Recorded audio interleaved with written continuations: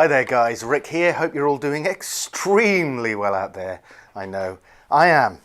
Today we're going to talk about practicing the major scale in a slightly different way than we used to. I'm sure the majority of you out there use the 3-note per string method of playing your scales. So if we took, for instance, the key of C major,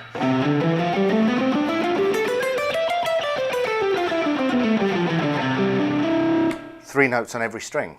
So we're not going to take that approach today.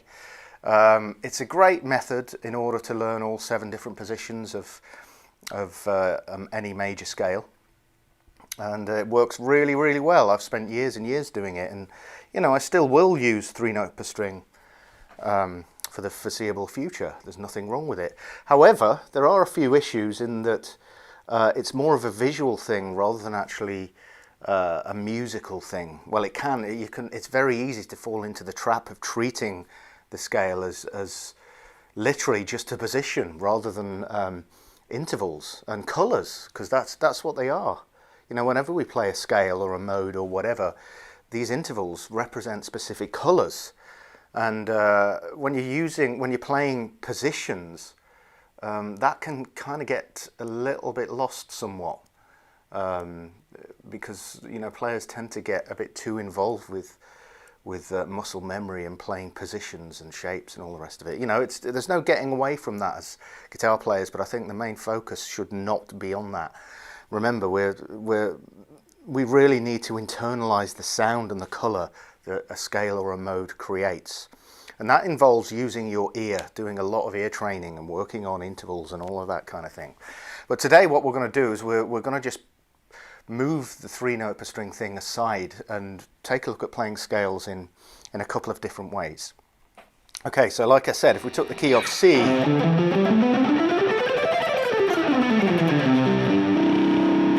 okay, we're not going to do it like that. What we're going to do is a 2-note per string scale. We're going to play C major, but we're going to play 2 notes on each string. Now, if you've not done this before, this will feel a little bit strange to start with. But again, I think it's indicative of how well you've internalized the sound of the scale or mode. We're just going to stick with a major scale for now. Okay, so let me play it for you. I'll play you C major, then we're going to do it 2 notes per string. Okay, here we go.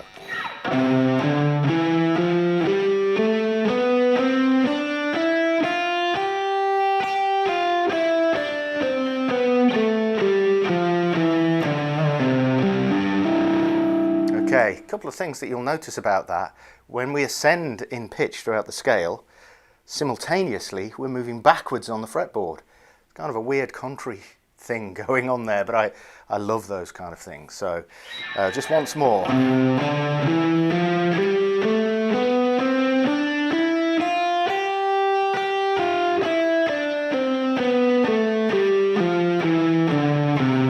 Okay, good. We're covering from here, fret 8, all the way back to fret 1. This much of the fretboard.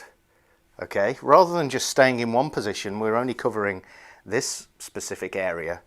If we're doing it 2 notes per string, we're playing less notes per string, but we're covering more of the fretboard. And it's enabling us to go through positions. So I find it's particularly liberating. But also, again, you know, not being used to it in terms of, you know, playing it from muscle memory, like memorizing the shapes, you should be able to hear your way through the scale by using your ear. Root, 2nd, 3rd, 4th, 5th, 6th, 7th, root, 2nd, 3rd, 4th, 5th, and so on. Okay. The other good thing I like about it is by doing this kind of thing where you let 2 notes bleed together. That works really well.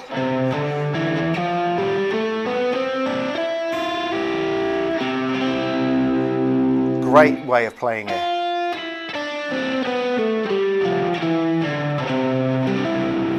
Okay, so it's a really effective way of playing. You know, stepping out of the 3-note per string box, so to speak, and just playing something in a slightly different way. So like I said before, it's really indicative when you're doing this kind of thing for the first time as to whether you really have internalized the sound of a scale or mode. Because realistically, if you have, you should be able to play it without having to rely on muscle memory and position playing. Okay, so what we're going to do now is we're going to change keys. We're going to move it down to G. Okay, so we're going to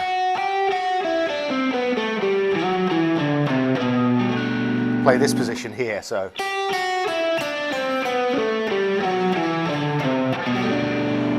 okay, I end on the 3rd degree, even though I'm playing 3 notes, but I just like to end it there. So root 7 6 5 4 3 2 1 7 6 5 4 3. Okay, that's our position. As well as doing, like I did before, the notes which, when crossing strings, you can let them bleed into each other to create that real sort of campanella type sound. You can do stuff like this.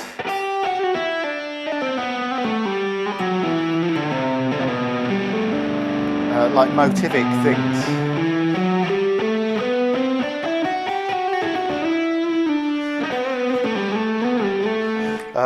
It lends itself to much more melodic playing, I find, doing the 2 note per string thing. So once you've done the first position, you need to move up to the second and see if you can play your way through that using your ear. I don't mean use your ear to play, I mean by listening to the intervals, like I said before, indicative of whether you've really digested the sound of the major scale and the modes. Okay, so you do that with every single position, and you know, really test yourself. What I like to do is sliding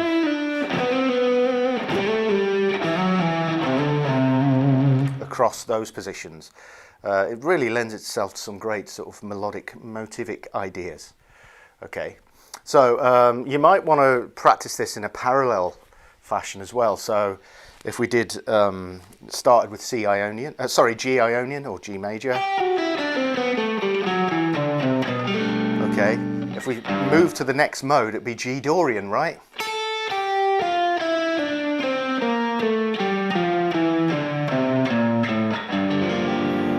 Okay, so that would be 2 notes.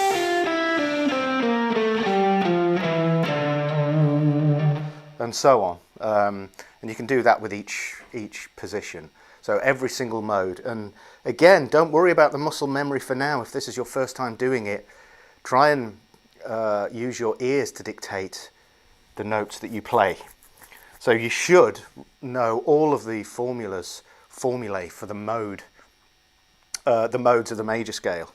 So Ionian 1 2 3 4 5 6 7, Dorian 1 2 flat 3 4 5 6 flat 7, Phrygian 1 flat 2 flat 3 4 5 flat 6 flat 7, Lydian 1 2 3 sharp 4 5 6 7, Mixolydian 1 2 3 4 5 6 flat 7, Aeolian 1 2 flat 3 4 5 flat 6 flat 7, then Locrian 1 flat 2 flat 3 4 flat 5 flat 6 flat 7.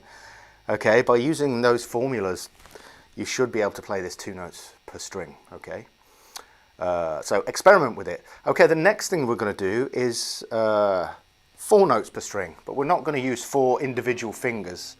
What we're going to do is we're going to use it to enable us to move from the low area of the neck to a high area of the neck. Okay, so we're going to stay in the same key. So G major. Okay, we're going to slide on the last note. Okay. Oops.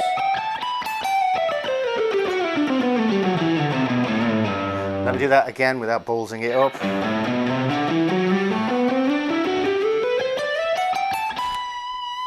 Okay, so we've gone all the way from fret 3 to fret 19. God damn it.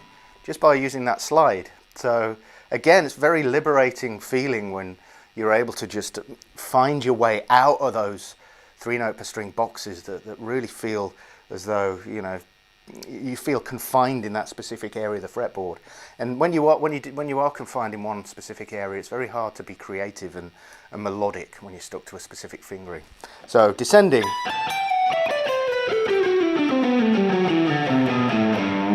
And this is nothing technical. This is more to do with using your ear to find your way across the fretboard. Okay, you know, I haven't specifically practiced these kind of things.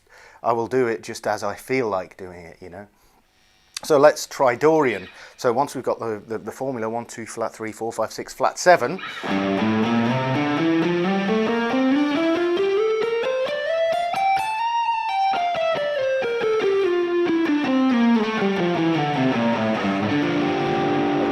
You should be able to just do it on the fly. I suggest you try practicing using 2-note per string methods and 4-note per string methods using the slide, okay, because they yield some fantastic results. You don't have to do it all the way up either. If you're improvising, you can just do it across 2 strings.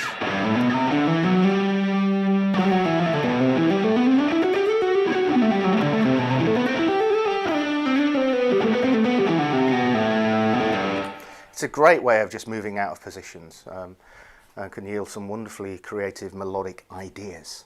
Okay, so that pretty much wraps up today's lesson on this Sunday.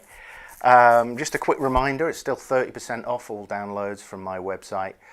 At the moment I'm considering using a streaming service rather than just downloadable content, so if that's something that would interest you, leave a comment in the description box below. But otherwise, the downloads are available from our website. Still 30% off, link in description box. Okay, thank you very much for checking in, and I will catch up with you guys in the next video. Cheers, guys.